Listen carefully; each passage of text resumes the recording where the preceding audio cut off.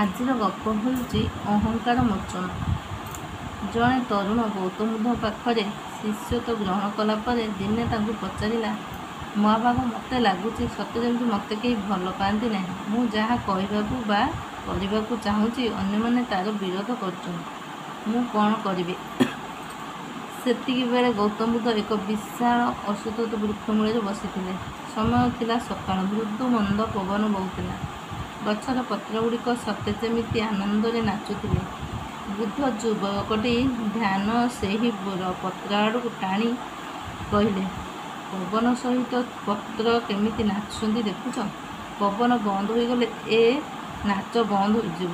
ଧରିନିଅ ଗୋଟିଏ ପତ୍ର ବିଚାର କଲା ଯେ ସେ ତା ନିଜ ଇଚ୍ଛାରେ ନାଚିବ ବା ସ୍ଥିର ରହିବ। ତାହେଲେ ସେ କ'ଣ କରିବ?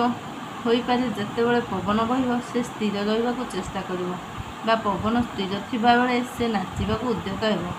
ତା ଅର୍ଥ ପୁରା ବ୍ୟବସ୍ଥାର ବିପରୀତରେ ସେ ଯାଇପାରେ। ତାକୁ ଲାଗିପାରେ ସମସ୍ତେ ଯେମିତି ତା'ର ବିରୋଧରେ ନିୟୋଜିତ।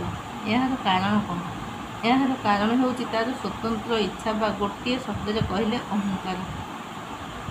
ସେମିତି ତୁମକୁ ମୋର ଉପଦେଶ, ତୁମେ ଅହଙ୍କାରକୁ ତ୍ୟାଗ କର। ଦେଖିବ ତୁମେ ପୁରା ବ୍ୟବସ୍ଥାର ଅଂଶ ହୋଇଯାଇଛ।